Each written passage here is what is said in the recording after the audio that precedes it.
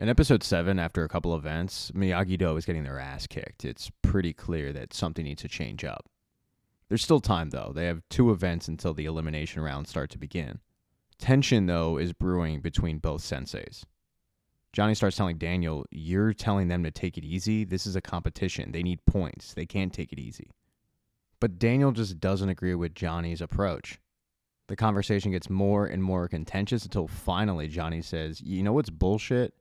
You're worried more about honoring some dead guy's legacy than actually winning this competition." You can tell this really upsets Daniel and he wants to say something, but the front desk woman says, "Excuse me, Daniel LaRusso, I have something for you." And when he goes over and looks at it, it's a note from Master Serrano saying that he's willing to meet with Daniel. He knew Mr. Miyagi, and then he gives him an address. When Daniel gets the news, he basically drops everything and he rushes off to this address. He's got a few hours until the next competition, but Johnny's like, "Are you kidding me? You're leaving for this?" And the answer is yes. Daniel is leaving for this. He thinks he has enough time to go meet with Master Serrano and then come back.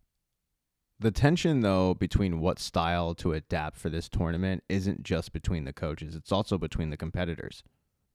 While Sam and Devin are taking the elevator up, Sam makes a comment that Johnny needs to get on the same page with her dad. And Devin, who's a ride-or-die Johnny Lawrence chick, says, "Well, maybe your dad needs to open up to Johnny's teachings." The fact is, Miyagi-Do is a splintered mess right now. The biggest issue they might have, though, is Robbie and where his head's at. It's clear that he's just not in it at the moment, and they don't really have time for him to get sad about Tori being on Cobra Kai. They need him to get his head in the game. Miguel, Dimitri, and Hawk sit down and talk about the situation, and Miguel makes a great point. Even if they do get to the finals, it's not going to matter anyway, because Robbie's their male captain.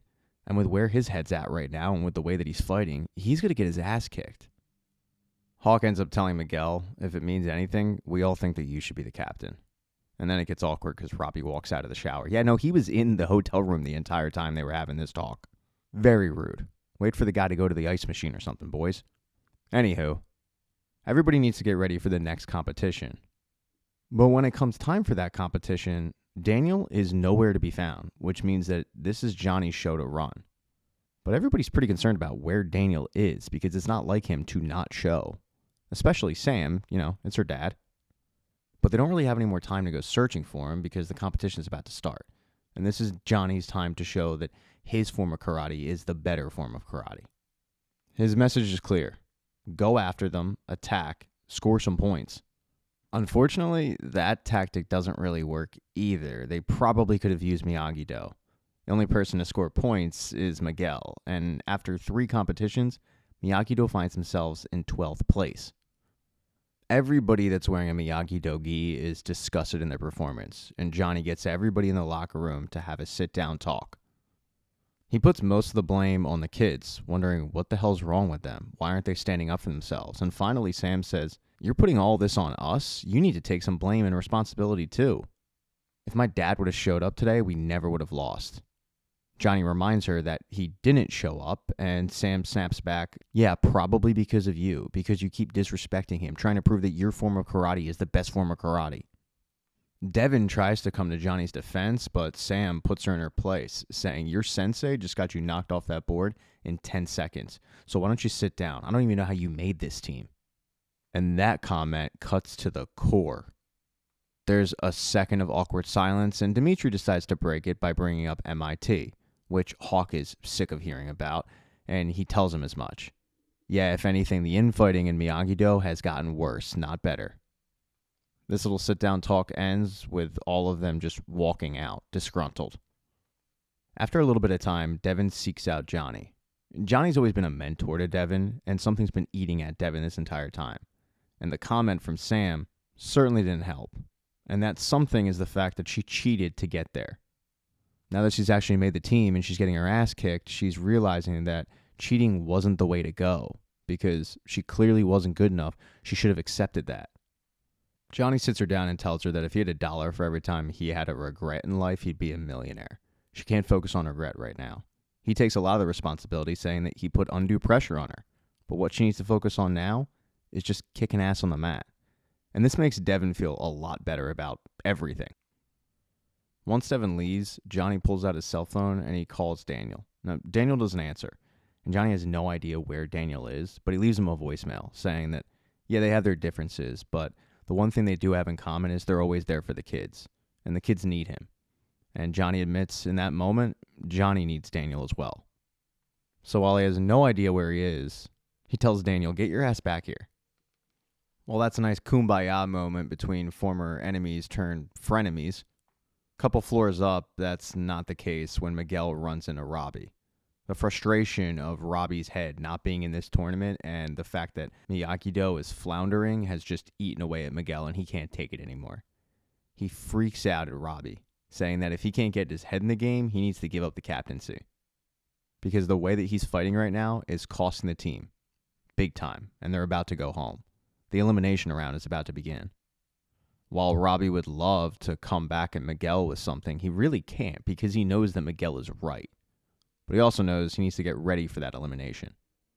When it comes time for that competition, Daniel is once again missing, and Sam is really, really concerned. Johnny tries to calm her down and tell her that he's sure that her dad is just hung up at the moment with something else, and he's fine, because he needs her head in this game as well. If they lose this competition, they're going home. They're the 12 seed facing the 5 seed. And it's looking bleak there for a little bit until Johnny listens to what his students said and encourages them to use Miyagi-Do as well as his Eagle Fang Karate. This works. Despite, at times, them not being on the same page, like when Dimitri accidentally knocked off his opponent from the platform as well as Hawk, they end up winning.